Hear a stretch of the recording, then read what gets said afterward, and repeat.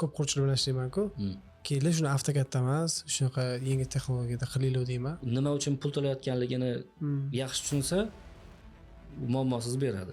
Xatolarni kamaytirish uchun kelar ekan quruvchilar. Mutaxassislarga o'zi Revit kerakmi? Yoki Revit balki kerak emas ularga. Oxirgi men 33 ga kirib bildim, erkak kishi ovchi ekanda. Bitta narsani ushlab turib, oxiriga borsa zo'r pul topar ekan. O'zimiz MDH davlatlardan bemalol ola oladi. O'zini salohiyatini ko'rsatib bersa. Ilmi ziyoda bo'lgan odam baribir xor bo'lmaydi. Ha. Yanilib ketidan yuradi-ku mana. Men Revit o'rgansam, men mutaxassis bo'lib ketaman deb o'ylashadi. To'g'ri, programma bo'lasan. Mazza 4 soatli effektimni kunduz kuniga 12 soatliga ham bera olmaydi. Konstruktorlar, injener sohasidagi giplar juda zo'r daromad qilishadi. Ha, oylikdan tashqari ham, ko'chadan ham yalinib yurishadi shularga. Sarvar aka, assalomu alaykum. Va alaykum assalom. Bu podkastimizning ikkinchi soni inshaalloh. Bundan oldin birinchi marta olib ko'rdik. Shunga ozgina hayajonlar bo'lsa, xatolar bo'lsa rozi bo'lasizlar. Yo'q, men davomli bo'lsin. Bugungi mehmonimiz Sarvar aka, Revit bo'yicha mutaxassis deb bilaman. Sarvar aka, o'zingizni qisqacha tanishtirsanki, qayerda o'qigansiz, o'shalarning hammasi bo'yicha aka. Avvalambor assalomu alaykum hammaga. Shu vaqt ajratib kirganlar uchun rahmat. Xudo xolasa sizlarga foydali manfaatli suhbat qilamiz. Shu o'zim tanishtirishdan boshlaydigan bo'lsam, ismim Sarvar, familiyam Sadullayev. Mutaxassisligim o'zi arxitektura diplomim bor. Yoshim 30 da. Revit bo'yicha hozir shu O'zbekistonda video darsliklar yozib, offline darslar berib, tatbiq qilib kelmoqdamiz. Zo'r aka. Men sizni anchadan taniyman o'zi. Menimcha 3-4 yil bo'lib qoldi. Ha, 3-4 yil bo'ldi. 21-yildan beri. Da aka. Hop, Sarvar aka, menda savollar ko'p. Telefonga yozib olganman. Yana qo'shimcha savollik. Nima kelsa yozib yuraman-da. Bo'ladi. Hop, birinchi esimda bordi, aytib ketay birin-ketinini. Qisqacha Revit haqida gaplashsak, ochib bersak, Revit o'zi nima? Endi shu sohaga kirayotganlar yoki hali ham mag'zini chaqmagan, o'zim ishxonamda 2-3 ta bolalar Revitga o'tmayapti-da. Men farqini sezmayman AutoCAD bilan deb yuribdi haligacha. Men mazasini 3 yil oldin sezganman, lekin rahbar sifatida уже o'tib ishlab keta olmayapman, chunki o'zingiz bilasiz, har xil operativniy muammolar bor ishxonada, rahbar odam ishlash qiyin bo'ladi. Revitni to'liq tushuntirib bersangiz, nima afzalliklari bor? Keyin bozorda talab qanchalik bo'lyapti? Ko'pmi o'zi, kammi Revitni zo'r biladiganlar? Masalan, shu bo'yicha gaplashsak, yana biz bera olmagan savollar bo'lib qoladi Revit bo'yicha.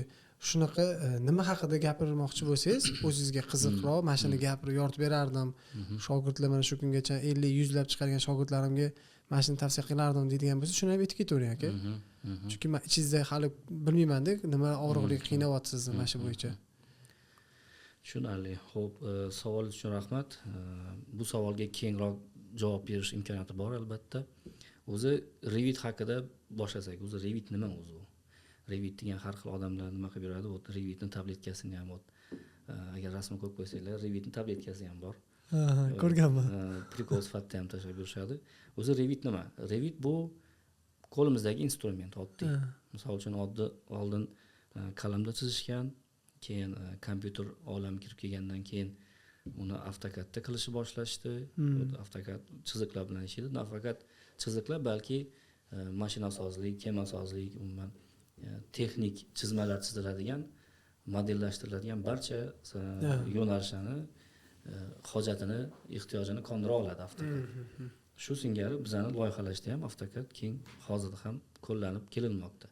Xo'p, AutoCAD va Revit deb aytadigan bo'lsak, Revit ham shunchaki instrument bu ham. Bo'lganda ham universal instrument. Misol uchun endi bu ko'pchilikka ma'lum, agar Revitni qanaqaligini bilmaydigan odamlar bo'lsa, yangilik bo'lishi mumkin. Misol uchun AutoCADda chiziq bilan ishlasak, loyihamizda biz Revitda model bilan ishlaymiz. Ya'ni 3D yasash jarayoni chizma bilan parallel ketaveradi-da, chertoj bo'lib. Xuddi shunday. Ya'ni Revitda model ko'tarasiz, uni proyeksiyasi qog'ozga tushadi. Kerakli joydan o'zingizga tekislik tashab, misol uchun qirqim o'tkazadigan bo'lsangiz, sizga o'sha qirqimga tushgan proyeksiyani olishingiz mumkin. Uni qog'ozga olish mumkin. O'sha modeldan keyin bu yoqda jadval qilish mumkin. Bitta gap bilan aytganda, AutoCAD qalam bo'lsa, Revit nima deyish mumkin, bir 3-4 oldin eslaringizda bo'lsa 3-4 ta zapas bo'ladigan har xil ruchkalar bo'ladi. Ruchka, qizil O'shanga o'xshagan navorot deb aytsa ham bo'ladi. Navorot deydi ekan. Ha. Ya'ni bir nechta rang bilan chiza oladi. Bir vaqt o'zida. Tushunarli aka. Qisqacha ma'lumot berib ketdik. O'zi bu bo'yicha mana ikkinchi savolim, mutaxassislar yetarlimi? Nima deb o'ylaysiz bizda O'zbekistonda? Masalan uchun Discovery kanali bo'lardi, bolaligimizda ko'rardik, nebas gruplarni qilish bo'yicha. O'shalarni qayta ko'rib chiqdim-da men. Qarasam BIM texnologiyada ishlab o'tirishibdi. Tushunganingizdan keyin u yerda Dubaydagi soorуженияларni BIMda ishlab o'tirishibdi-da. Demak, bo'lgan BIM texnologiyali narsalar, zo'r modellar, chertojlar bizga kechroq kelgan ekan unda deb qoldim. Hozir misol uchun davno o'tib ketishgan u Yevropalar, Dubaylarda ildalab ketib bo'lgan. Usiz qilib bo'lmaydi nebas gruplarni. Shunaqa.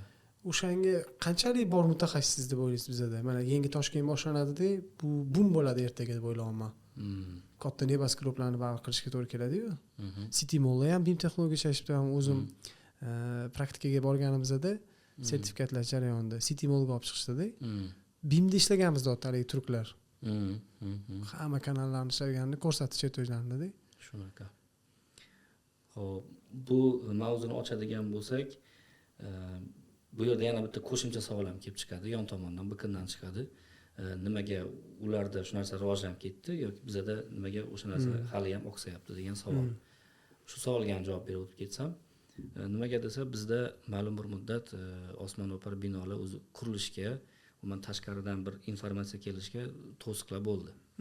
Yopiqroq bo'ldik. Yopiq siyosat yuritdik. Yopiq siyosat. Endi yaxshi, hozir xudo xolasa 7-8 yildan buyon qurilish, investitsiya, boshqa rivojlanishlar boshlandi. Bu ham o'z o'rnida shu yangi ilmni o'rganish, shu narsalarga ham sababchi bo'ladi. Chunki yangi bino qurish uchun nima kerak? Ilm kerak. Misol uchun biznes qilish uchun ham ilm kerak. To'g'ri. Ishlab chiqarish uchun ham kadrlar kerak. To'g'ridan to'g'ri ilmga taqaladi. Bizda talab bo'lmagandan keyin u ilmga intilish ham qiziqish ham bo'lmadi. Shu sababdan o'ylayman, biz orqada qoldik ko'p tomonlama. Misol uchun Qozog'iston bilan misol oladigan bo'lsak, Qozog'istonda bu narsaga ancha oldin o'tilgan, sabab ular iqtisodiy tomonlama bizdan ancha oldinroq harakatni boshlashdi, investitsiyalar jalb qilib, boshqa qilib. Bizda shu narsa hali endi rivojlanyapti, xudo xolasa davom etadi. Shu sababli men o'ylayman, bizda oqsadik shu tomonlama.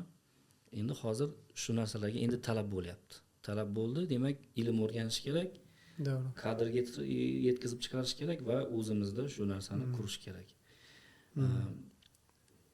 O'ylaymanki, shu tomonlama mana hozir bizda ham endi rivojlanish bo'lmoqda. Xo'p, endi BIM texnologiyalar haqida gaplashadigan bo'lsak, boya aytib o'tdingiz, Discovery'da ko'rganman, City Mall'da deb aytdingiz. Mana shu turklar anaqa sertifikatlashda ham borganimda BIM texnologiya ishlashgan ekanda. O'sha BIM texnologiya, nimaga BIM texnologiyada qilishgan va nima o'zi u BIM degan narsaga javob berib ketsam, endi biz hozir o'ylayman har xil qatlam kuzatadi. Boshlang'ich, o'rta, sizni endi balkim biznesmen qatlamingiz kuzatishi ham mumkin. Quruvchilaringiz bor, developerlaringiz bor, o'shalar ham kuzatadi. BIM o'zi nima? BIM degan atamaga tushuncha berib ketsak, BIM bu Building Information Modeling deb ham kengaytirishadi inglizchada, ya'ni binoning informatsion modeli yoki binoni informatsion modellashtirish. Nimaga informatsion modellashtirish? Binoni qurilmasdan oldin uni to'liq qurib olish. Ha, virtual egizagi qurib chiqasiz. Kompyuterda ko'tariladi. Bir xil menejment deyshadi. Ha, menejment ham deyshadi. Uni ham sabab bor. Nimaga desa, faraz qilamiz, bitta 10 gektar yoki 15 gektar joy. O'sha yerga investitsion proyekt qilishmoqchi. Uni oldin eskiz loyihasi qilinadi. Masalan, u bino qurilib topshirilgancha qancha rasxod ketadi? U bino qurilgandan keyin o'zini pulini qancha vaqtdan keyin nima deydi? Nima desa bo'ladi o'zbekchasiga? O'zini pulini topadi deylik. Oqlaydi. Oqlaydi. Xo'p. qancha yildan keyin o'zini pulini oqlaydi degan savollarga javob bera oladi. Qachonki uni modeli ko'tarilsa.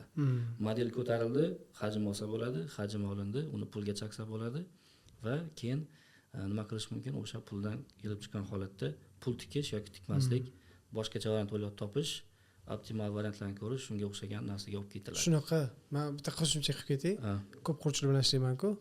Keyin shuni avtokatda emas, shunaqa yangi texnologiyada qilaylik deyman. Bir bunchalik mablag' talab qiladi-da. Shuni hali mazasini tushirishmayapti ko'pchilik. Men aytaman-da, qilib ko'ringlar, hamma razdellarni keyin printat qilib yig'inglar deyapman. OVVK hamma narushkalar bilan qo'shib, konstruksiyalar bilan qo'shib, elektrikalarni qilib, xato kamchiligimiz qayerda borligini avtokatda bila olmaymiz deyapman-da. Chunki shunaqa voqea bo'ldi, shu City Mallga kirsak, juda injenerkalar ko'p. BIMda qilmaganida hozir bir-biriga to'g'rilanib qolib, aylanib o'tishlar bo'lib, muammolarga uchrab, kasha bo'lib ketardi. Shunaqa narsani quruvchilarga tushuntirib bera olmayapman ozgina. Shunda qiynalaman bizda ham. Mana shu muammo bor, haqiqatda. Pul save qilasiz qaytanga. Ortiqcha rasol qilmaysiz deyapman. Hali mazasini tushunmagani, o'zim ham to'liq 100% tushunmaganman-da. Chunki u hamma razdel bilan ishlatdim deylik. Uni keyin kim uni birlashtirib bog'lab bera oladi?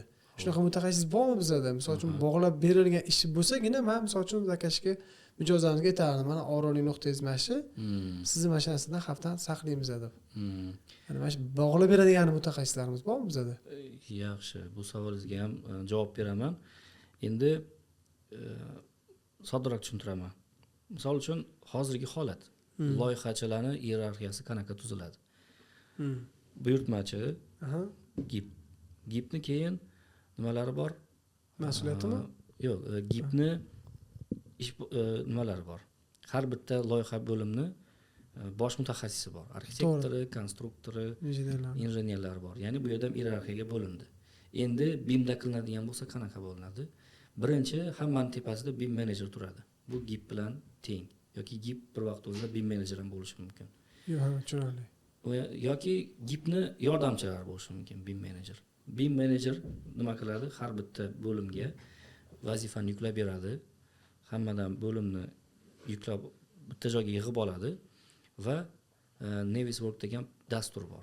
O'sha dasturga soladi hamma nimani, bo'limni va o'sha yerda kesishmalar kelib chiqadi. Hamma razdel elektrika, OVVKlarni bitta joyda yig'ib qo'yar ekanda, xuddi qurar ekanda, binoni o'zida.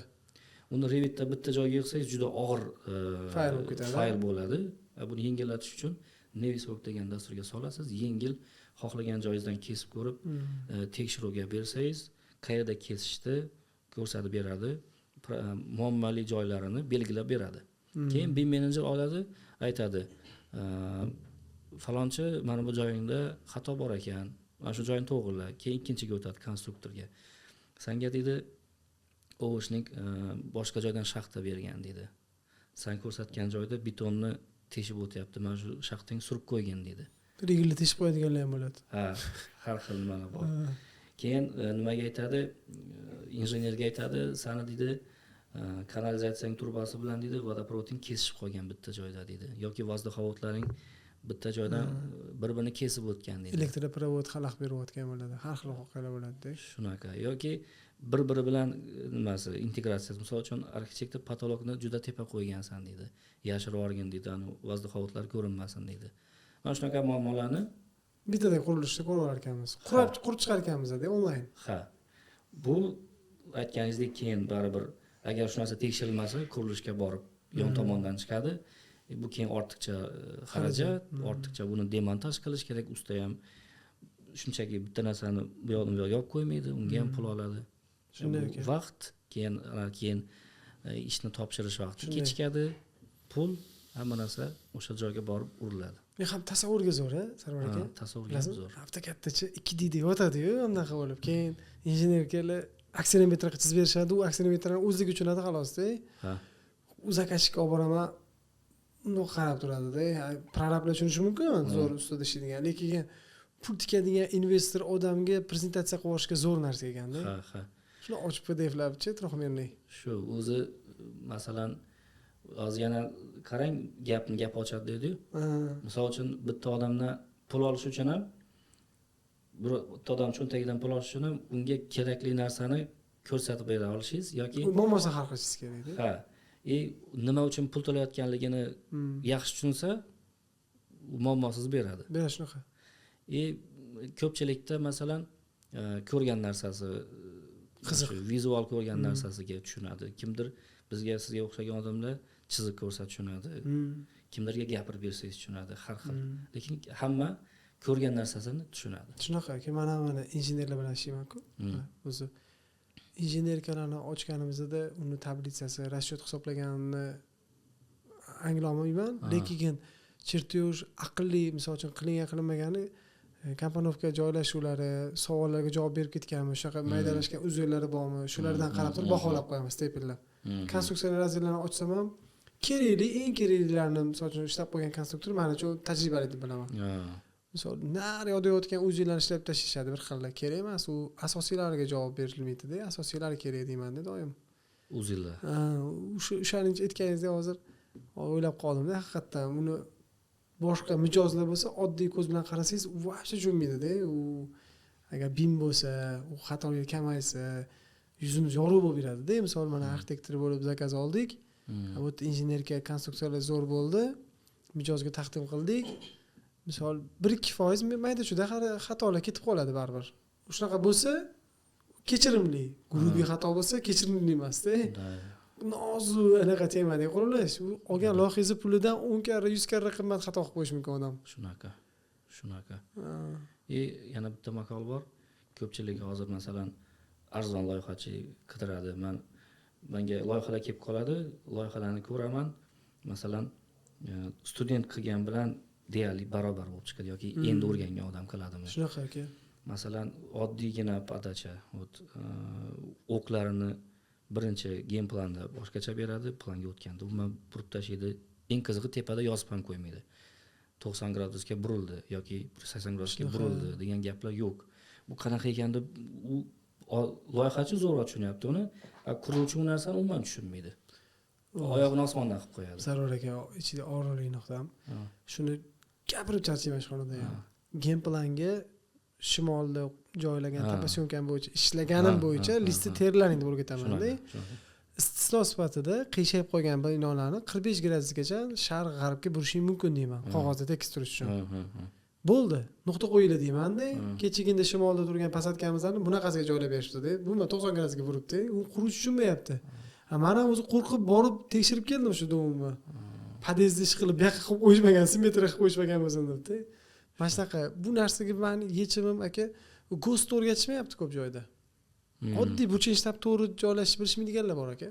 Shunaqa. Norma kontrol nima keragi bor, gibkam, gapkam, qaysi qatorda razravod o'tiradi. Shungacha mayda narsalar. Lekin GOSTlar o'rgatilmayapti aka. Bizda meni o'ylashimcha ustoz shogirdchilik an'anasi dabdalashib ketdi. 10 yillab, 20 yillab yurishardi loyihalash institutida. Keyin chiqishgan. Hozir aka faqat pul uchun 1-2 yil ichida qochishyapti. To'g'risi, mana shu narsa ozgina qo'rqitadi. Mana shu narsa yomon narsa deb bilaman. Bu o'zi ham katta mavzu, bu bilan alohida gaplashsak ham bo'lar ekan bunga. Aytgan mavzuga. 2 oy bo'ldi diletant so'zini ma'nosini bilib o'qib chiqdim. Yomon narsa ekan aka. Ishonmayman, qo'rqib qoldim o'zim. O'zingiz taftish qilib qoldingizmi? Mana balki diletant bo'ldiman deb o'ylab qoldim. Diletant bu chala pulchi o'rganib, o'zini mana shunaqa tutib yuradiganlar qancha-da, o'zi bilmaydi-da, misol uchun odam johilligini, ahmoqligini ba'zi paytda. Shuning uchun yaxshi kuchli ustoz topib, tezda o'qib olish kerak deb bilaman. Shu. Vaqti yo'q bo'lsa, ustoz qidirib, sirazi shutga borib o'rganish kerak. Yo'q, ba'zida kuchli mutaxassislar ham tekshiruvga muhtoj, chunki oddiy hayotiy misol uchun misol uchuvchilar ham ikkita bo'lib uchadi. Pilot ham shunaqa. 40 yillik tajribasi bo'lsa ham ikkita bo'lib uchadi. Hamisha ijrochi va tekshiruvchi kerak. To'g'ri, zo'r gap bo'ldi. Bir-birini to'ldirib ishlaydi. To'g'ri gapingiz. Shu narsa. O'zi mana bilasizmi, loyihachiga nimaga kelishadi quruvchilar? Mana uchastka qurayotgan odam ham oddiy mijoz, unga ehtiyoji bor, uy kerak, u quruvchi emas, ehtiyoji bor. Nimaga keladi loyihachiga aka? Faqatgina chiroy uchun, estetika uchun, tasavvur qila olmagan uchun deb o'ylaysizmi? Yo'q, uni tajribasidan foydalanish uchun keladi deb o'ylayman. Yaqinda bitta zo'r debat bo'lib qoldi og'aynim bilan. xatolarni kamaytirish uchun kelar ekan quruvchilar. Точно. Loyihachi o'shani ko'rib bilgani uchun pajariy normalarni, seslarni normasini, konstruktivniy misol uchun injenerning hammasini norma kontroli bor. Shuni agar quruvchi poligonga tushib olsa, xohlagancha qurilishda xato qilaveradi, betonlarni buzib, qaytadan quyib yuraverishardi. To'g'risi-da. U majbur emas quruvchi misol uchun u yong'in xavfsizligi talablarini bilishga. Shuni kamaytirish maqsadida buzmaslik, yopmaslik, eshik ochib yurmaslik uchun loyihachiga beradi-da. Albatta. Ketiga ulab bordim, loyihachi ham xato qilmaslik uchun o'sha BIMda ishlash kerak ekan degan tushuncha keldi. Lekin BIMda ham, Revitda ham mana ishlayotganlarda ko'rdim, aka bitta narsa bor, malaka pastligi. Dala hovli mijozdan oldim, Revitga soldirdim. Vodostochniy turbani qo'ymay ketgan. Qurishga boryapman, vodostochniy turba har 10 santimetrlik gilza tekshirib yuraman balkonda. Endi bu tajribasiz bola ekanligi, misol meni tekshirmagani matoyim. Va u Revitda ishlayman, bexato qilaman degani 100% to'g'ri degani emas ekan. U o'tirgan odam malakasi ham kuchli bo'lishi kerak ekan. Xuddi shunaqa. Mana shu gapingizni to'ldirib ketsam, misol uchun nima deb aytaman? Soldat bor, spetsnaz, уже hamma qurolni ishlata oladi. Harbiy sohadan. Ha, avtomat Kalashnikov deydimi, MP5 deydimi, hammasini tozalab, razborkab sochib, o'q qaysi joyga qo'yish, qaysi o'qniki nima, xullas avtomatga qarab, o'shani qila oladigan odam bor va siz o'tiribsiz yoki men o'tiribman. Ikkalamizga bir xil nima berishdi, resurs, bir xil patron, bir xil ekipirovka berishdi.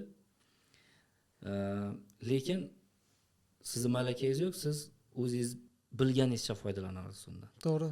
Lekin spetsnaz u shu ishni ustasi, u shu ishni qiladi.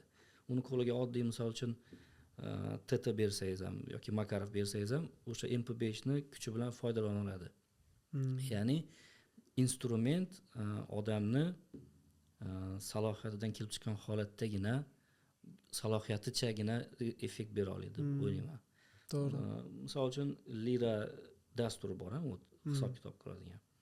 O'sha liraga ham yuklanishni baribir inson beradi-yu.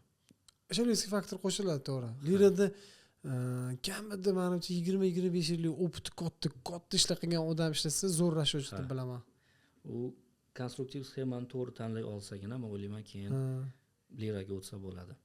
Hozir lirani masalan 1 yil ishlab turib, konstruktiv qilib lira o'rganish va rashodchiman deyish xato deb o'ylayman. Ya'ni miyada bor narsa instrumentga o'tadi. Miyadagi bor darajasicha instrumentdan foyda ola oladi o'sha narsa. Ya'ni aytdingiz-ku, vodostok qo'ymagan-dedingiz. O'sha vodostok qo'yishni u balki bilmas. Bilmagan uchun qo'ymagandir. Yoki bilib shoshgandir. O'sha narsaga farosat yetmagandir balki. Qo'yish kerakligini bilmagan. Shuning uchun kutiladigan xavflar bilan kutilmagan xavflarga tayyor turishni o'rgandim. Bu narsani harbiyda qo'mondonlar tarixdan qo'llangan ekanda. Bizning sohaga ham moslashib bo'lar ekan. Biznesda ham bor ekan bu narsa. Kutilgan xavflar bilan kutilmagan xavflar. Kutilganlari, misol uchun arenda to'lovlaringiz, har xil soliqlaringiz, boshqalaringiz qo'shilib ketursa, xavf deb bo'lmaydi qo'pol ketganda.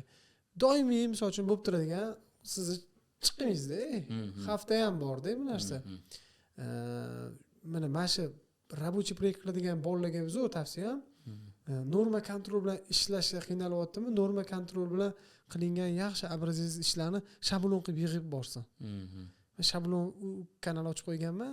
Hamma rampa bormi, zina bormi, vodostochniy turma, krovli bo'yicha bir 10 xil tipini qo'yib qo'yganman tepasida. Qanaqa ish qilyapman, o'shani taniqli normasini qilib qo'yganda, shuni foydalanib ketaveraman, shablon qilib olib. Bu narsani oldin men ko'p vizualizatsiya qilganman-da. Shablonli interyer, shablonli arxitekturaga qilib bitta max faylda sahna qilib qo'yardim. Har xil modellarni yig'ib qo'yish uchun. Hozirgi kunda mana endi kirib kelayotgan va mutaxassis shu Revitda ishlayotganlar haqida bitta ma'lumot berib ketsangiz zo'r bo'lardi aka. Tushunarli. Unaqa bo'lsa keling birinchi nimadan boshlaylik.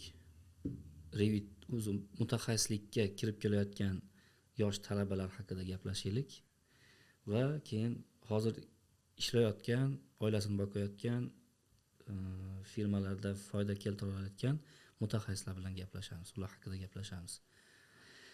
Xo'p, mana o'zim masalan 4 yildan beri qo'shimcha yana ta'lim sohasida ham ishlayapman. Ya'ni Revit dasturini o'rgatib kelaman. Bizada Revitga qanaqa qiziqish bor, o'sha haqida ham gapirsam. Bizada Revitga shunaqa qarashadiki, men Revitni o'rgansam, men mutaxassis bo'lib ketaman deb o'ylashadi. To'g'ri, programma bilasan. Ha, yoki 3D Max'ni o'rgansam, men zo'r dizayner bo'lib ketaman deb o'ylashadi. Bitta narsani tushunishimiz kerak. Boya suhbatimiz boshida ham aytdim, bu dasturlar shunchaki bizda qo'limizdagi instrument. Miyadagi borini biz kompyuterga tushira olamiz. Miyada bo'lish uchun biz oldin hech bo'lmaganda qo'lda chizib ko'rishimiz kerak. Arxitektor bo'lsak, qanaqadir bir ma'lumda nima turibdi, mana biz ham chizganmiz shuni, mana bu detalni. Haykallar. Haykal chizganmiz. Buni kesilgan masalan chizardik. Ya'ni qo'lda chizganda fantaziya hosil bo'ladi. Proporsiya, soya yorug'lik. Proporsiya asosiysi, soyani, yorug'likni, tushuvchi soya, o'sha narsalarni masalan bilish kerak deb o'ylayman arxitektor bo'lsa. Grafikasi oshadi-da ham. Shu. Keyin yana yosh mutaxassislarga bu oddiy millimetr, santimetr, desimetr, metr o'shalarni farqini bilmaydi. Masshtab ham tushunmaydiganlar bor. Masshtabni tushunmaydi. Ya'ni yana bitta narsa, oddiy oldiga detal, masalan, detal chizmasini bersangiz, o'shani faraz qila olmaydiganlar bor.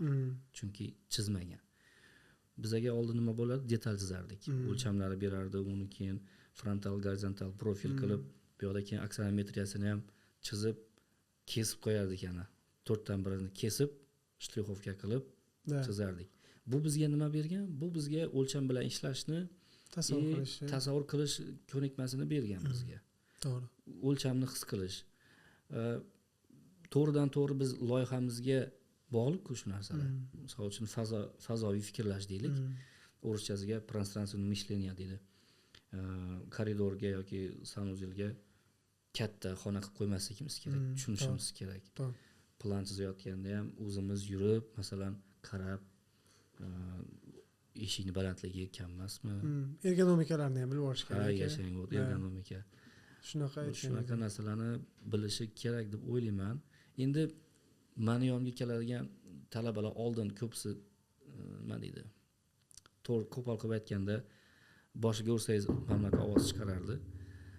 Endi hozir saralab deyarli talabalar bilan kamroq ishlayman. Asosan shu mutaxassislar bilan ishlayapman. Nimaga desa, mutaxassis bilan bitta tilda gaplasha olasiz. Shu opti darajasi yuqorida. Ha, sizga beradigan savol ham, saviyasi ham balandroq. Ortiqcha savol yo'q. U o'ziga kerakli joyga nuqta ura oladi va o'sha nuqtaga siz ham bosa olasiz. Savol berishlarda ham o'zida birinchi topa olmasa keyin javob savol beradi-da. Yashang.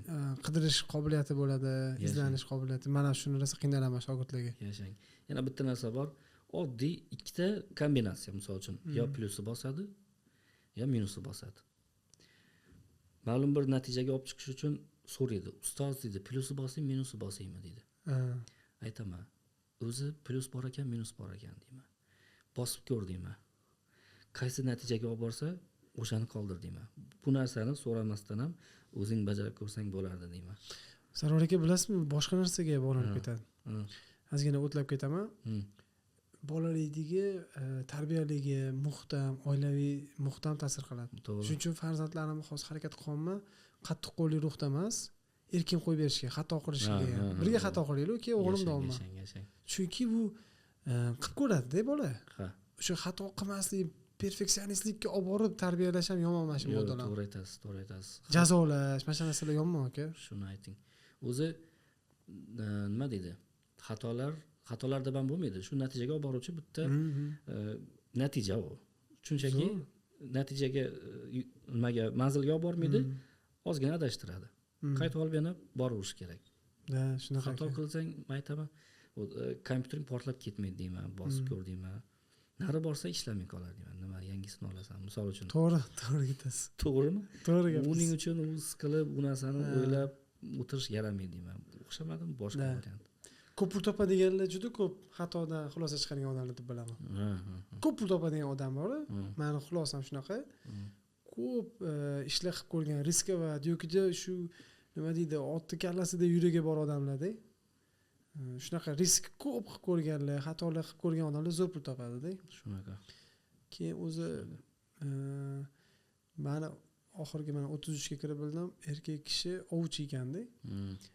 Bitta narsani ushlab turib, oxiriga borsa zo'r pul topar ekan. Odamlarni o'zi pulni berib ko'tarib keladi sizga. Misol pul kimlar orqali? Odamlar orqali. Shunaqa. Bitta narsani yaxshi bo'lgandan keyin baribir topar ekansiz, ertami kechmi. Ayniqsa bizning sohada. Shu. Arxitektorlarga havasim keladigan joyi, misol yillar sari bor-ku, qimmat vinoga o'xshataman-da. Turgan sari kuchayib boraveradi, zo'r ishlar qilavergandan tajriba orttiradi. Ham yaxshi daromad ham qiladi-da. Men qo'rqmay aytaman, yoshi katta arxitektor o'sha pikiga chiqqan davr bo'ladi-ku, 30 bilan 50 ning o'rtasida. Yo'lini topgan arxitektor, yaxshi kerakli vaqtda kerakli joyda bo'lgan odam zo'r pul topadi. Shunaqa. Haqiqatda, misol tadbirkorlarni og'rig'ini yechib, yaxshigina daromad qilib beradi-da. Havasingiz keladi. Misol mana shu temaga o'tib ketganim, bugun erta institutni tamomlab yokida endi kirib mana shu Revit o'rganib olsam mutaxassis bo'lib ketaman deganlarga-da. Hozir aytdingiz-ku, chizmani ham tasavvur qila olmaydi debchi. Shunaqa. Shu eng zo'ri ustoz bilan yurish kerak-da. Albatta. Shu natijaga kiradi-da, Sarvar aka.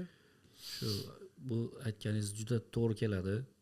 Nimaga desa, baribir mentalitet, baribir bizning hamma narsamiz mental boshqaradi-yu, miya boshqaradi, aql boshqaradi, sotsium, jamiyatdagi o'rni o'zini odamni. Shunga qarab baribir o'zini qobilidan kelib chiqqan holatda shunday harakat qiladi. Savollar ham shunga yarasha bo'ladi. Men bu bilan hech kimni nima qilmayman, nima deydi? Ustidan mani ustoz o'laroq vazifam nima bo'ladi?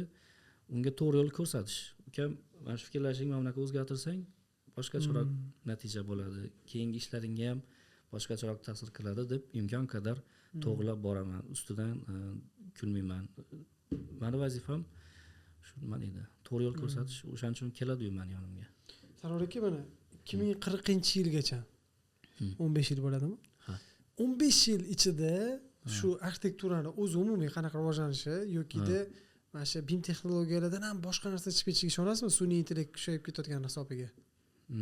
Boshqa narsa bo'lib ketishi mumkin, tubdan o'zgarib. Mana Nokia yo'q bo'lib ketdi-ku, sindi. iPhone sensorlar chiqib. Shu soha ham sun'iy intellektga sabab bo'lib, yo arxitektura nimadir bo'lib ketishiga qanaqadir fikrlar bormi? Men sun'iy intellekt bilan ilm fan 90 gradus tikka o'sayotgan hisobiga boshqa narsalar chiqib ketsa kerak deb o'ylayman. Qanaqadir bu ham muddatdan keyin o'sha qolsa kerak deb o'ylayman. Hatto BIM ham sindiradigan narsalar bo'lib ketsa kerak deb o'ylayman. Bu savolingizga javob bersam, misol uchun rivojlanib boryapmiz. Oldin eski vaqtlarga qaytaylik. Masalan, rivojlanish ancha muddat olgan. Ko'p muddat bo'lganda. O'rta asrlarga boraylik. Misol uchun poroxdan oldin, men o'zim harbiy nimaga ham qiziqaman. Poroxdan oldin misol uchun o'q kamon bo'lgan. U poroxgacha ham ancha muddat kelgan. U porox chiqqandan keyin ham ancha muddat o'qotar qurollar misol uchun ularning rivojlanishiga ham bir 2-3 asr bo'lib ketgan. Uyg'onish davri 1500-1600 yillardan o'sha bum boshlandi. Keyin Yevropaliklar Amerikani egallashdi, oltin topdi. Oltinni olib kelib Yevropaga nima qildi? Rivojlanish, yangi territoriyani bosib olish uchun qurollanish kerak. Qurollanish uchun ilm kerak. Porox, boshqa narsa, ya'ni rivojlanish birdaniga bo'lib ketdi. Qurilish, yangi joyni odamlarga qurilish qilish kerak. Unga ham yangi bilim kerak, yangi sharoitlar, tuproq sharoiti, balki seysmik joyi bordir. Uni o'rganish uchun baribir ilm kerak bo'lgan. Va mana shu egalikka intilish, srazu natijaga olib chiqish bu yoqdagi kashfiyotlarni tezlashtirib yubordi. Faraz qiling 2010-yildagi vaqt bilan hozirgi vaqtlarni ham faraz qilsangiz 15 yil o'tdi. Ancha o'zgarish bor. Dunyo, global dunyo o'zgarish boshladi. Betonlarni ham qarang, 100 yilda hech narsa qilmaydiganlari. Shu. Va hamma sohada rivojlanib ketdi. 2000 bilan taqqoslaydigan bo'lsak ham misol uchun man qarindoshlarim bo'lgan arxitektorlar, misol uchun ular bilan taqqoslasam hozirgi ular o'sha payt ham nimada kulminda chizishardi qog'ozda yoki yo'nqa tagiga podsvetka qo'yib kopirovka qilishardi kalkalada kalkada. Hozir deyarli avtokad o'zida. Endi 2040-yilni men endi unaqa kuchli bashoratchi emasman. Yo'q, bashorat emas. Taxminlar demoqchiman-da. Qanaqa tasavvur qilib ko'rgisi keladi odam. Mana kelajagingiz haqida o'ylaysiz-ku. Men 4 yildan keyin mana shunaqa ofislar qilaman, bunaqa qilaman, maqsadlarda yashaydi inson. Sohaga doir nima bo'lib ketishi mumkin, nima xavf bo'lishi mumkin. Nokia ham bor 2006-yil. Masxarabuz narsalar qilib chiqqanda, 2007-yil Jobs chiqib, hamma yo'ni o'zgartirib yubordi. Yo'qida mana OpenAI, ChatGPT, DeepSeeklar nima bo'lib ketyapti qarang. Kundan kun aqllashib ketyapti. Kundan kun yangi naviklar o'rganyapti o'ziga o'zi. Masalan, men marketing bo'yicha faqat ChatGPT bilan ishlayman bu yo'g'iga. Har tomonlama menga marketingni tushunmayman. Meni marketologim hozir ChatGPT bo'lib qoldi, qo'pol aytganda. Tavsiya beradi. Har kuni marketing haqida gaplashamiz. Shunaqa. Taxmin qilishim mumkin nima bo'ladi? Tor doirada aytaman, mana shu konstruktivni ayting yoki arxitekturani ayting. Men o'ylayman, shunaqa dastur o'ylab chiqiladi. Dasturni ham baribir inson boshqaradi. Ya'ni ChatGPTga ham to'g'ri savol bersangiz, zo'r beradi. Konstruktiv savol to'g'ri bersangiz, sizga natijani zo'r qilib beradi. Shu sohaga oid terminlarni yozib olish kerak. Misol uchun mana ChatGPT ham ishlatganingizda marketingga oid termin so'zlarni yozaman. Oldin marketingga oid kitob o'qib chiqdim, SWOT analizlarda hamma analizlarni, terminlarni yozsamgina qilib beradi. Tilini o'rgandingiz-a uni? Marketing terminlarini o'qib chiqdim-da oldin. Ya'ni kitobini o'qib, ChatGPT bilan gaplashish uchun oldin an'anaviy narsa qildim. Ya'ni kitob, marketingga oid kitoblarni o'qib chiqib, keyin o'sha tilda savol berish boshladim. Bu xuddi aqlli odamning suhbatiga borish uchun aqlli odamni tili bilan gaplashib olishingiz kerak ekanda, shunaqa-ku. Shunaqa. Xo'p, davom ettiradigan bo'lsak, misol uchun o'ylaymanki shunaqa dastur chiqadi, kerakli parametrlarni yozsangiz, ya'ni nima deyish mumkin? Misol uchun shimoliy mana bu kenglikda, janubiy mana bu sharqiy nima deydi uni? Uzunlik deydimi? Sharqiy uzunlik, shimoliy kenglik deydimi? Agar xato aytgan bo'lsam, to'g'rilab olasizlar. Mana shu koordinatada joylashgan, falon gektorga joylashadigan yerga turar joy majmuasi qilish kerak. Birinchi nimasi. Ikkinchi nimasi, agar baza kiritilgan bo'lsa, tuproqni nimasi, holati. Bazadan ol falonchi. Uchinchi, falon qavat bo'ladi, falon xonalari bo'lsin. Berib ketyapsiz. Mana shu parametrlarni yozib chiqqaningizdan keyin endi bunga yechim ber degan paytingiz, o'ylayman, kompyuter yoki dastur binoni ko'tarib, unga konstruktiv yechimlarni ham berib, rashyotini ham qilib, to dizaynigacha menimcha chiqaradigan holatga kelsa kerak. Mana shunaqa deb o'ylayapman. Misol uchun rashyotlar, geologlar, konstruksiyalar vnidrayat bo'lib ketsa kerak deb o'ylayman. Bir-biriga arxitektura, dizayn, hammasi bitta bo'lib ketib, oxiri bitta gipoz ishlab o'tiradimi deyman, aloqalashingizlarda. Mumkin. Esli ATS binos bo'lardi-ku. Hamma telefonlarda odam 200 talab ishlaganda, hozir borsiz bitta qorovul o'zi o'tiradi. Hech kim yo'q-da, tamashi telefonlarni anaqasiga borsiz. Yo'q, buzib tashlab uni o'rniga bino qurishyapti o'sha. Shunaqa. Server xonasi bo'lgan, har xil narsalar bo'lgan. 200 lab xodim ishlagan 40 yil, 30 yil oldin. Rostdan. O'ldi-ku mana. Bermabman. Borsiz hech kim yo'q. Bizdan tomanda ham shunaqa. Loyihalash ishlarni kim sindirib tashladi? Частный firmalar sindirib tashladi aka. Kelajak частный firma. Частный. Mana biz 20 tamiz, 20-25 ta odam 40 yil oldingi 200 tali sostav ishini qilyapmiz-da. Kserokopiyamiz ham bor, boshqasi bor. 40 yil oldin kopiyalar bo'lmagan, boshqa bo'lgan. Yo'q, 40 emas, ancha yil oldin. Kserokopiyalardan oldin kalkada kopiya qo'ytirishardi-yu. Loyihalash ishlari ham. Shu endi zamon talabiga moslashmasa odam bilmadim, och qoladi. Mutaxassislarga o'zi Revit kerakmi? Yoki Revit balki kerak emas ularga. O'shani ham bir aytib o'tsam. Qachon Revit kerak yoki qachon Revit kerak emas, albatta mutaxassislar o'zi hal qiladi. Men Revitni yoki BIMni hech qanaqa bir propaganda qilmayman. Kimga foydali bo'lsa ishlatsin. Foydali tomonini ko'rdim, ishlataversin. Balki unga AutoCAD bo'lar. Endi aytadi hozir ham nima deydi uni bahsli gaplar ko'p. Tortishuv ko'p. Ha, avtokat o'zi ham bo'ladi, Revit ham kerak emas. Bizada shunaqa jamiyat tuzilganki, qachon majburlasang o'shanda qiladi. Ha.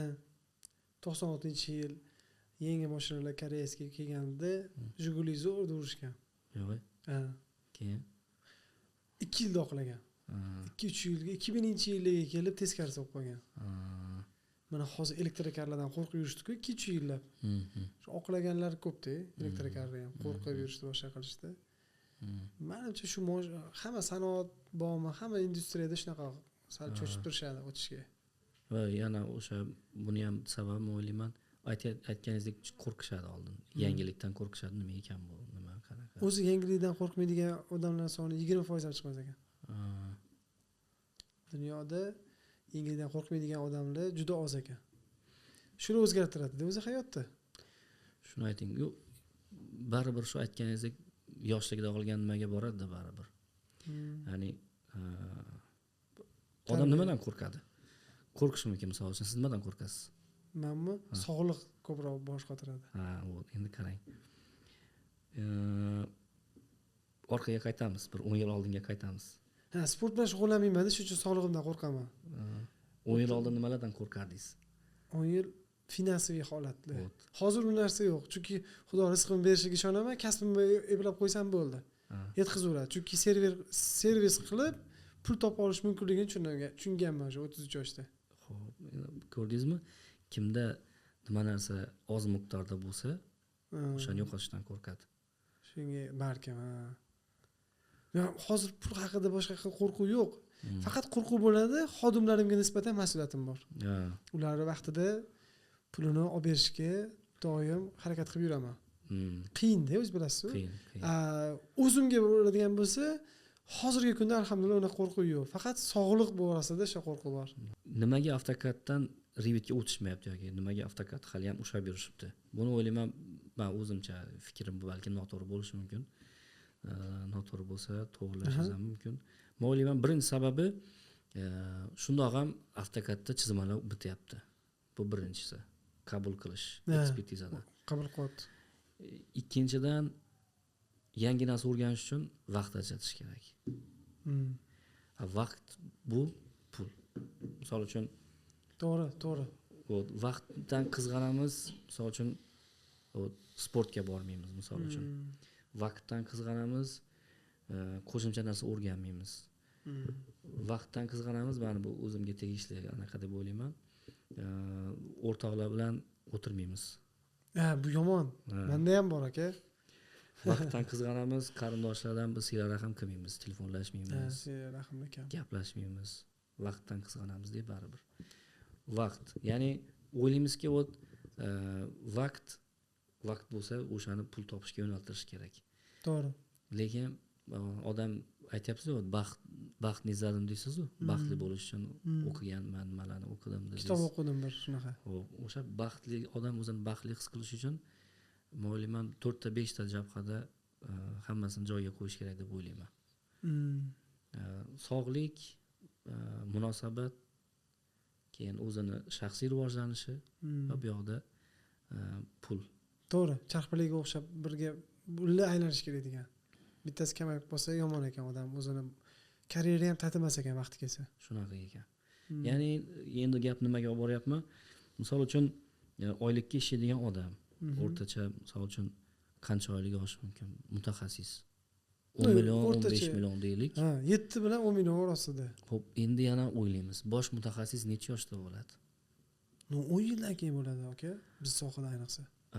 U degani demak 30 dan oshgan. 30 dan oshgan albatta. 35-40 yoshdagi odam deylik. Endi u odamni oilasida nechta boquvchisi bor? Kamida 3-4 ta bo'ladi o'zbek oilalarida. Ha. Ayoli farzandlarini qo'shganda, onasi, ota-onasi bo'lsa, undan ham ko'p. Kamida 4 ta. Endi shu o'sha 4 ta odam ta'minlash uchun bu erkak ishlashi kerak. O'g'il chiqadi. Men u narsani juda yaxshi tushunaman, dardini. Chunki ko'p firmalarga borib o'qitib ham ko'rganman. Ishchilar bilan baribir kontakt bo'ladi-yu. Ularning fikrini eshitasiz. Biz baribir eshitishga majburmiz, shu narsani bilishga majburmiz. chunki shunga qarab podxod qilishimiz kerak. Tushunaman. Ya'ni ular aytadi, men deydi agar o'qib o'tirsam ishim qolib ketadi, ishi qolib ketsa deydi, menga oylik chiqmaydi deydi. Oylik chiqmasa deydi, men uyimga narsa olib bora olmayman deydi. Mana shu joylari ham bor. Ya'ni qachonki bizda moddiy, ma'naviy bir hamma narsa teng holatga keladi, o'shanda odam teatrga borishi mumkin, yo borib bir stadionga borib futbol ko'rishi mumkin, yoki bir 2-3 kun ishlamasdan tog'ga borib kelishi mumkin. Ya'ni qachonki moliyaviy tomonlama, ma'naviy tomonlama bunda bir erkinlik bo'lsa, yangi narsa o'rganish mumkin. Ya'ni aytmoqchi bo'lganim, katta mutaxassislarni dardi mana shu yerda. To'g'ri aka. Endi qarang, Sarvar aka, menda boshqacha fikr bor. 30 yoshimgacha juda qattiq programmalarni o'rganib ishlab yurardim. 5 ta programmada o'zimniki qolganman-da. Smailda yuraman. O'sha o'zim ishlatadigan programmalarda. Revit chiqdi, STC 20-21 shu temada gaplashardik aka. Men shunaqa qilmoqchiman, bolalar komanda qilaman, shunga o'taman debdi. 22 edi. 22-yilda. Men 21da o'sha mazasini tushunganman. Chunki katta loyihalarni ko'rgan edim-da, haqiqatda BIM-texnologiyaga o'tib ketishganini. Agar misol komanda qilaman desa, yoshroq bolalarni biladiganlarni olib turib, qulog'idan cho'zib o'rgatish kerak o'zi. Agar xodim bo'lgan bo'lsa, 30 yoshligida qanaqadir muddat qo'yib olish kerak, yo ertalabki yo kechki paytga. Menda boy o'g'limanda, men o'zim analiz qilganman. Men kunduz kuni konsentratsiya qila olmayman. Bitta joyda o'tirib ana qilishim qiyinroq meniki. Boy o'g'li bo'lganim uchun kechqurunda jim bo'ladi menda. 2 bo'lib ketadi, 3 bo'lib ketadi, ertalab turib chiqib ketaman ishga, lekin maza qilaman. Menda boy o'sha narsalarni bir xil bilmaydi o'zini. Oldin odam o'zini o'rganib chiqish kerak. Men kimman o'zi? Misol boy o'g'limanmi yoki-da ertalabki tonggi qushmanmi? Menda xohlasam ham mana 14 yildan beri shu odat kechasiga zo'r. Mazza 4 soatli effektimni kunduz kuniga 12 soatliga ham bera olmaydi. Konsentratsiya qila olmay qolaman-da, ya'ni o'shanda 4 soatlikda maza qilaman. Shu, yana bitta joyi ham bor aytganingizdek, odamga mana shu narsani qil desangiz, o'sha narsada o'zi manfaatdor bo'lmasa qilmaydi. Yaxshi ko'rgan odam aka 50 ga chiqqani ham o'rganib o'tiraveradi. Kuniga misol 1 soatdan ajratib bo'lsa ham-da. Shunaqa. To'g'ri, uni tushunamiz, o'sha oylik masalalar deysiz, lekin o'zi uni tushunmasa, og'rig'i bo'lmasa o'rganmaydi odam. O'rganmaydi. Qachondir ham shu o'rganmasam bo'lmas ekan, mana shu Revitga endi bu yog'iga ishga kirmoqchi bo'lsa, Revit bilasanmi degan savolga, yo'q bilmayman degan javob olsa, unda biz Revit biladigan odamni olamiz desa, o'sha paytda tepadi. Hozir 3 oydan beri ikkita narsa o'rganyapman aka. Faqat marketing, faqat menejment. Xaosga uchrab qoldim 23-24-yil. Dumaladim, juda yomon. Даже shunaqa kontraktlar bo'ldi. 20 talab ishchi beramiz, shooting pul o'tkazib beraman deganda olishga qo'rqdim. 20 ta har xil fast food tarmoqlari. Duxum yetmadi aka. 4 ta qilib beraman bir oyingizda dedim. 300-400 kvadratli. Tasavvur qiling, bittada qilib berasan, butun respublika bo'ylab qilasan degan kontrakt. Mana realni ishlasangiz bo'lar ekanda. Ishlab yurdik, ular bilan servis qildik-da, keyin tushunib yetdi, menejmentim bo'lganda, menda agar shuni biznes sifatida qaraganimda, hunarmandchilik emas, ijod sifatida emas. Avtomatizatsiya qilib men o'sha ishni buzib yuborardim. Hozir endi menejment, hozir faqat marketing. Shunaqa. Ehtiyoj bo'ldi, o'sha o'qishga, izlanishga majbur bo'lyapman. Shunaqa. Ustoz qidirish, mana shunday narsalarga qarabdi, aka, mana o'sha majbur bo'lgandan keyin o'rganar ekan odam. Majbur bo'lgansa o'rganasiz rostdan. Boshqa sohada, masalan, men boshqaruv bilan marketing boshqa soha masalan. Shunaqa. Yana bitta narsa bor. Masalan, o'zingizni hunarmandchilikda sinab ko'rdingiz. Ijodkor sifatida ham o'zingizni sinab ko'rdingiz. Bunda ham o'zingizni sinab ko'rasiz, xudo xolasa. Mana ishlab yurgansiz. Vaqt keladi, o'zingizni topasiz bittasida. Nuqta. Men qaysi birida maza qilaman degan savolga javob keladi. Yo'q, javob bor hozir. Lekin faqat u bilan shug'ullanishga vaqtim bo'lmaydi-da. Ijodni yaxshi ko'raman aka. Ishoning, konkurslarga, boshqalarga bekorga tortmaydi. Mana pul millioner bo'lib ketgan taqdirimda deb tasavvur ham qilib ko'rganman-da o'zim uchun. Nima qilgan bo'lardim degan savollarimni daftarga yozganimda shahar markazida eng zo'r ijodxona ochaman degan edim. Konseptual arxitektonik studiya. Tasavvur qiling. Baribir shu savolga, shu narsaga qaytaverganman-da. Boshqa bizneslar haqida emasdi, shunga o'ylaganman. Yaxshi ko'rishimni bilganman o'shanda. Mana hisob raqamni yasaganman o'zimchalar. Har xil narsalar tasavvurga qilib ko'rganimda ham baribir shu narsa kelgan miyamga. Shu. Odam baribir yaxshi ko'rish kerak ekanda. Albatta. Masalan, boya aytdingiz-ku. Misol uchun menga shunaqa savol berishsa, 20 ta nima ochasan, ya'ni loyihasini qilib berasan degan savol menga tushsa, misol uchun siz menga savol berdingiz, mendan qanaqa javob bo'lardi? Men stressga to'g'risi chidamsiz odamman. Ya'ni men jismoniy qiynalganim yaxshiroq, ma'nan qiynalganim. Ya'ni qanaqa bo'ladi? Menda ma'naviy azoblanish mana shu bizning sohada bir vaqt o'zida 4 ta 5 ta telefon kelib qoladi, ketma-ket. Uni ber, buni ber, o'sha narsaga men miyam dosh bera olmaydi. Menda immunitet bor aka. Menda immunitet bor menda. O'sha narsaga menda yo'q. Misol uchun menda nima deydi? O'sha giplikka menda narsa yo'q. O'sha narsani ko'tara olmayman. Yo'q shu narsa menda, umuman. Unda bitta narsani mukammal qilar ekansiz-da. Ha. Perfeksionistlik bor ekanda o'zgina. Shu. Sal erkinroq qo'ymasangiz qiynalasiz. Perfeksionistlikni erkinroq qo'ymasangiz. Sarvar aka, nima deb o'ylaysiz? Shu sohani o'rganib ham onlaynda ham pul topib yuradimi bolalar? Mana shuni azamat, mana shu 2 yilda, 3 yilda o'rgansa, onlayndan chet el, Kanada, Amerika, Dubaydan bo'lsa ish ola oladi deb. Revitdami? Da. Xo'p. Qarang, endi bu narsa sizga ma'lum. Misol uchun kimdandir ish olishingiz uchun ham o'sha odam sizga ishonch bildirishi kerak. Da, portfoliosi yo background zo'r bo'lishi kerak. Ha, portfoliosi yoki shu haqiqatdan ham shu bergan summaga bu yoqda nimadir qaytib kelishini bilishi kerak. O'ylayman, bemalol ola oladi.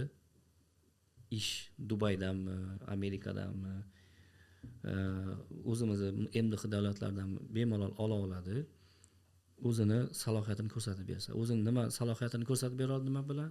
Bizning sohada portfolio bilan.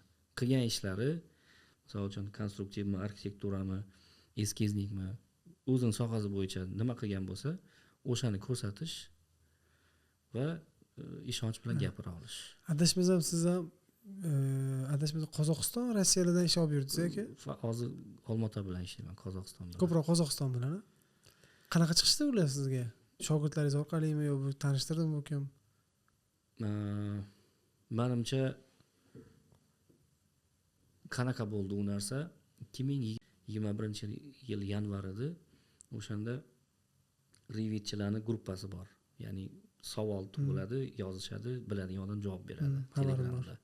Revit gruppa bor, rossiyaliklarniki. O'sha yerga men yozdim. Ismim falonchi, Toshkentdanman, yoshim falonda. U payti Rossiyalar gruppasiga yozdingiz. Ha, bizning o'zbek gruppamiz deb o'ylayman. Yo'q, o'rislar gruppasiga yozdim. Shunda yozdim. Shunaqa ishlaringizni qilib beraman. Pulingiz kerak emas. Yordamching bo'laman. Ishingni qilib beraman. Jahon nimasini olmoqchiman, malakasini. Standartlarni. Ha. Yozdim. Kuchli offer bersiz aka, taklif. Oldin berish kerak-ku. To'ppa-to'g'ri. Bu offer deyiladi-da. Offer. Marketing o'qibsan. Yozdim, keyin chiqdi menga. Hozirga qachon ko'rdim? O'tgan kuni ko'rdim shu narsani. 21-yil bo'lgan ekan. Yozdim, men falonchiman, Olmaotadanman, shunaqa ishlar qilamiz. Ishlaring namunasini ko'rsam bo'ladimi dedi. Bo'ladi dedim, tashladim. Men shunaqa ishlar qilganman dedim. Hozir o'rganyapman lekin 21-yil Revit. Hozir men shunaqa darajadaman dedim. Yana 1-2 oydan keyin agar ish chiqsa yozsang dedim, bundan ham ko'proq natijada bo'laman dedim. Yozdi. Haqiqatan ham menda o'sish bor edi, chunki o'rganib borayotgandim. O'zimga ishonib shu narsani aytdim. Balki hozir kimgadir erish tuyular shu narsa. Lekin haqiqatan ham 2 oydan keyin rezultatim ko'rdi. O'sish yaxshi sanda dedi, молодец dedi. Ish berib ko'raman dedi, kichkina. Demak, normalarimiz o'xshash. Normalarimiz o'xshash. U ish qanaqa ish edi? Shunchaki uni chizgan nimasini, qog'ozdagi chizmadagi narsasini men Revitda modelga ko'tarib berishim kerak edi. Men endi konstruktiv, arxitektura shularni yaxshi tushunib, ya'ni nestikovka bo'lish kerak-ku. Utepli jel kirib ketmasligi kerak перегревsaga yoki перегородка plitani teshib modelda o'tib ketmasligi kerak. Bu yerda ham nima kerak ozgina farosat deydimi. O'sha narsalarni joyiga qo'yib, haqiqiy uzellar bilan ishladim. Ya'ni uzel qanaqa bo'lishi kerak? Uzellar bilan ishlab topshirganman. O'shandan keyin menga sekin-sekin yana ishonch boshlandi. O'zi men tekinga deyarli ishlamadim men bu odam bilan. Bitta odamga shunaqa tushib qoldim, lotereyami yoki xudoni sababini qilgansiz. Ha. Sababini qilib qo'yish kerak-da. Shu narsani qildim. Ishonch paydo bo'ldi, keyin menga pul bilan ishlagan bo'ldi. 21-yil yanvar bo'lsa, men 21-yil sentyabrda ishdan bo'shaganman bitta ishlaydigan joyimdan. Bo'shadim, keyin Mahmud bilan ishladim, Otaboyev Mahmud bilan. Vertex School. Balki ko'rar o'zi ham Mahmud. Vertex Schoolda ishladim. O'sha yerda menda erkin parvoz boshlandi. Ya'ni qanaqa bar bitta joyda qolmaslik kerak ekan. Ozgina qobiq ochilish kerak ekan miyada. Chegaralar. To'g'ri. Chiqdim, bunaqa hayot ham bor ekan, o'zimga nima qildim. Shunaqa yashasang bo'lar ekan-ku. O'zing ishingni rejalashtirib, hayotingni rejalashtirib, o'zing ish tortib. Ha, o'zingga ish topsang bo'lar ekan. Faqat siz mutaxassis bo'lib, hozir aynib qolishmasin yoshroq odamlarga. Sizdan keyin kuchli taklif bergansiz. O'sha paytda uylanganingiz-a, bizmisam? Ha, yo'q. Uylanmaganingiz-a? 22 yo'q, bera olgansizda, shunaqa taklifni. Hozir pul berib ham chaqiramiz degan bir xillarda yo'q-da, anaqa. Mana shu ustozlar bilan o'rganinglar demaydi-da. Shu. Yosh bilan keladi ko'p narsa ham aka. Masalan, hozir siz 33 yoshdasiz, men 30 yoshdaman. Balki 5 yil, 10 yildan keyin hozirgi suhbatimizni eshitsak, shu joyda bir jumlani xato gapirgan ekanman. Hozir shu fikrlashim o'zgarib ketgan. Shunaqa bo'ladi. Ertangi kuni musulmon odamniki ziyoda bo'lib boraverish kerak-ku. O'sha narsa to'g'ri narsa. Demoqchi bo'lganim, konstruktorimiz bor, yosh kotlar. Revit bilan bolalarni chaqirdim. Ustoz, Revit bilmaydi, sen ularga solib turasan. Kichkinagina pul olasan dedim. Xohlamadi. Lekin sen zo'r narsa o'rganasan, men gapimga javob beraman. 1 yildan keyin akani ishlarini tortib olasan, akani avtorskiga qo'yib qo'yaman dedim. Tushunmadi mazasini. U aka Tajgiprogorda 10 yildan ziyod ishlagan konstruktor edi. Keyin bitana zavod quruvchilarning oldida o'tirib qurilishda yurgan konstruktor edi. Unaqa konstruktor kam-ku, quruvchilarning oldida o'tirib ishlaydigan, konstruksiya qiladigan. Qanaqa odam? Mana 20 yillik opitiga ega, zo'r, hali 40 dan oshgan zo'r mutaxassis. Bunaqa imkoniyat menga misol uchun mana shunaqa ustoz bor desa, yugurardim-da. Shu 20 yoshli paytlarimda kuchli ustoz qilib yurganman. Nima xizmatingiz bor deb, ha? Ha. Mana bitta yutuq narsa bo'lgan, menda har xil firmalardan troxmerka yasab beraman deb sizga o'xshab yuraverganman mana shunaqa. Ha, yo'q. Va juda ko'pdan arxitektorlarim. Chunki vizualizatsiyani o'rganib olib, ham pul topaman deb birinchi taklifimiz shunday bepulga qilib beraman deb yuraverganman firma. Talaba paytimda shunaqa ko'p arxitektor tanishtirib olganman, o'zimga yig'ib olganman. Qarang, lekin men shu narsalarni o'sha payti bu marketingga xod bo'lsa kerak deb ham o'ylamaganman. Bu marketing degan narsani tushunmaganman. Zehn bilan endi shuni teoriya bilan ham boshlayman maslahatim. O'ylaganman, nima, baribir odammiz u. Qarshidagi odamni pozitsiyasiga o'tib fikrlash kerak-da. Men tadbirkorlar klubiga qo'shilib qolganimda offer rezonni berdim. Mana shu bir oy ichida Ro'zada sizga har qanday yeringiz bo'lsa bering, men pasatkasini qilib beraman deganman. Shunaqa qilib klient topganman bir xil paytlarda. Shu. U puli bor odam chiqqanda, shunaqa keyingi bosqichga ulanib ketgan. Pul topish o'zi ham katta tema endi. Ilm bu. Men endi siz bilan bunaqa suhbatlasha olmasam kerak. Endi prosta kirish kerak ekanda, biz sohada o'rganish kerak ekan marketingni. Pul temasida endi. Endi nima deydi? Darajamizga qarab siz ham men ham pul topganmiz. To'g'ri, shunaqa odam misol izlashga bog'liq. Pul topish o'zi ham endi men aql beradigan darajada emasman. O'ylayman, shu men bir narsani yaxshi tushunganman, oldin berasan, keyin olasan. Zo'r gap. O'sha narsa. Birinchisi, ikkinchisi, ilmi ziyoda bo'lgan odam baribir xor bo'lmaydi. Ha. Yanilib ketidan yuradi-ku mana. Sarvar aka, mana bunaqa ish bor edi deb yuramiz. Nimaga? Ilmi bor odamga baribir hali gulli oldiga asalari yig'ilganda yig'ilaveradi-da. Keyin yana bitta narsa ekan. Endi hozir baribir shu bilim, Revit deydi, yana 3D Max, umuman mana shu bizning soha deylik.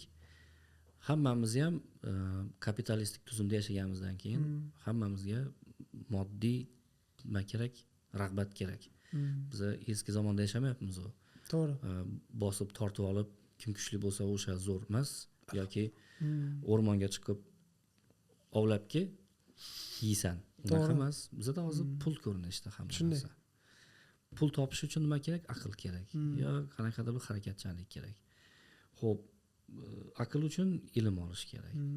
Ya'ni o'ylayman, yana nima narsa kerak? Yana psixologiya kerak, yana jamiyatshunos bo'lish kerak. Вот qarshingdagi o'tirgan odam nimaga qiziqadi? To'g'ri. Sotsiologiya, psixologiya shart. Bitta to'lqinga tushib olganingizdan keyin u bilan pulni kelish ham oson bo'ladi. Chunki uni temasida gapirsangiz, bu o'zim odam deydi, sizga o'rtada turgani to'slanib tashlaydi, har qanaqa taklifni qabul qiladi. Qarang, bilasizmi, men любой soha tez progress bo'lib ketish yo'li bitta narsada bilaman. Klublar zo'r bo'lish kerak. Faqat onlayn emas. Klublar emas, offlayn. Ko'rish. Choyxona format emas faqat. Coworkingga borib, misol uchun Sarvar akam chiqarladi, mana mashinada men mana xatolar qildim deydi. Qiziqqan odam bor, Revitga qiziqadiganlar. Sizni jim eshitib turadi. Qiziqmagani ketaveradi, kelmaydi ham. So'rab olgisi keladi-da. Siz o'zingizdan ham kuchliroq odam chaqirsangiz, mehmon sifatida uni eshitib jim qotib qolasiz. Chunki qiziqqan sohangizga-da. Yana klub bo'lish kerak aka. Yana keyingi levelga o'tishi, men bitta narsani tushundim. Rossiyada gaplikka institutdan tashqari xususiy kurslar ko'p ekan. Men qidirdim-da gaplikka. O'zbekistonda bironta ham yo'q. Yo'q. Bironta arxitekturaga oid to'liq bor kurslar. U talabalarga, yoshroq, o'rta darajadagilarga. Lekin aqlli, 10 yillik tajribasi bor odamga keyingi levelga o'tish kerak. Nebaskroplarni qanaqa qiladi? Bizda qurildi-ku o'sha nebaskrop. Bor-ku bizda namunalar. Shularni yechimini, shuni gapi dars o'tib bersa, men har qanday pulga borib o'qishga roziman. Chunki bilaman, u pullimni men 10 karra chiqarib olishga aqlim yetadi u pulni. Undan ham ko'p topishga. Shuning uchun shunaqa yo'nalish bo'lsa edi deb yuraman. Loyihalash institutida qancha bilimlilar yuradi, 40 yillik, 30 yillikda bekinib yurishadi. Shu yechimini topa olmayapman. Shular kelib shu dars o'tib berishadi. Ularga u narsa qiziqmasdi. Yo, to'g'ri. Hayotda har doim moddiy narsa uchun emas u. 2 metr qabrga nima kirib ketamiz?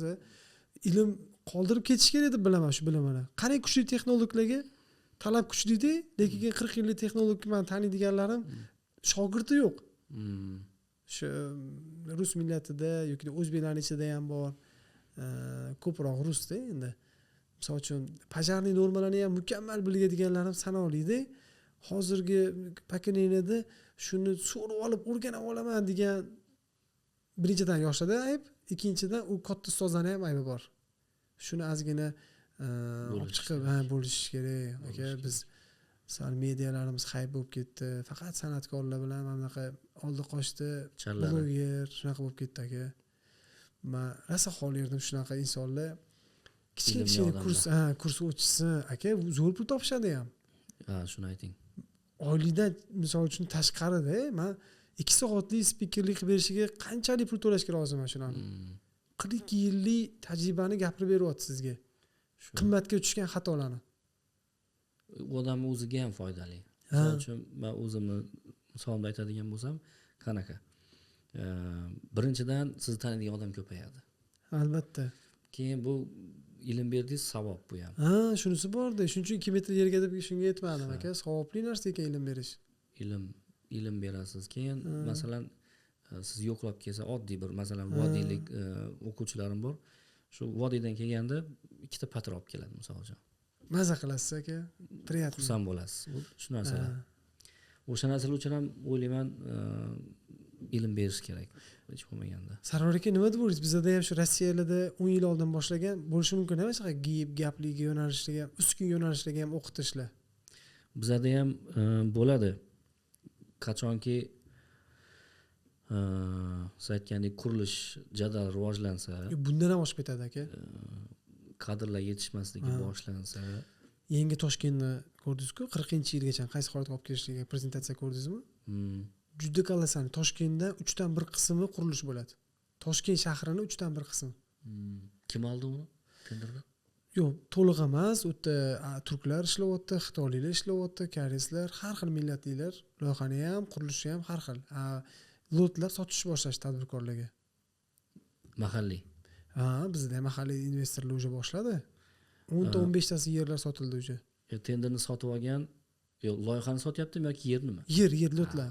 Qurilish bum bo'ladi 40-yilgacha yana ham davomli. 15 yilgacha talab ko'p bu sohaga. Masalan, men hozir mana ekranga qarab aytaman. Gap bo'lish qiyin narsa ekan. Hamma ham bo'la olmas ekan. Men to'g'risi haligacha qiynalyapman. Smetalarni zo'r o'qishni bilmayman. Lekin gap bo'la olgan arxitektor, konstruktorlar, injener sohasidagi giplar juda zo'r daromad qilishadi. Albatta. Oylikdan tashqari ham, ko'chadan ham yalinib yurishadi shularga. Xuddi bu programmistlardagi senior darajadagi insonlar. Ana o'sha odamlar rahbar bo'ladi-yu, hech qaysi xodim aldolmaydi. O'rtamiyona arxitektor bo'lib studiya ochsa, uni bemalol aldab ham ketaverishadi, bemalol misol uchun qurilishda ham, hali poligonga tushsa qurilishga, hali quruvchilar mushu bola qilib tashlaydi. O'ynatib tashlaydi quruvchilar. Gap bo'lishi kerak deb tushundim. Hamma ham bo'la olmaydi, shunga intilish kerak. Hali soldat, general bo'lish orzu qilmagandek. Harakat mana shunaqa deb tushundim oxiri aka. To'g'ri, o'zi kichkina bo'lish anaqa. O'rishchasiga aytganda ne bo'lganda. Da. Xavfli, fizikada ham o'rtada turish ham xavfli ekan aka. Yaxshi kattaroq bo'lgan yaxshi. To'g'risida aka. Sarvar aka, biron bir suhbat bo'lsa ayting aka, lekin maza qildim. Mana Suhbatdan aka, yana davom etamiz inshaalloh. Kelganingizga rahmat aka. Shuncha vaqt ajratib. Yani bu bardavom aka, bir marta emas, yana keyingilarida yana chuqurroq yana olamiz inshaalloh aka. Bo'ladi. Yaxshi suhbat bo'ldi. Chaqirganlar uchun ham rahmat. Mana shu yaxshi nima boshlabsiz loyiha? Xudo xolos. Yaxshi loyiha boshlabsiz. Xudo xolasa boshqa soha vakillari bilan ham suhbatlaringizni kutib qolamiz. Inshaalloh aka. Maylimi bitta tavsiya bersam? Bo'ladi. Mana shu kuchli arxitektor O'zbekistonda siz kuchli deb biladigan arxitektor bilan bir suhbat qilsangiz. Bo'ladi. Ko'p unaqa niyatimiz, xudo xolos. Xudo xolasa keyingi mavzu nima bo'ladi? O'zi men Pajarniy, SES, shu mutaxassislar bor, qurilishga oid. Chekkada qolib ketganlar bor, qanaqa zo'r ilmlilar. Texnologlar, o'zini sohani eng professor olimlarni chaqirish niyatim. Bo'ldi. Faqat ular bir chekkali bo'lib qolishdi-da. Shu niyatimiz. Chaqirish kerak, olish kerak. Bu chaqiramiz zo'r bor, xudo xolasa arxitektorlar ham.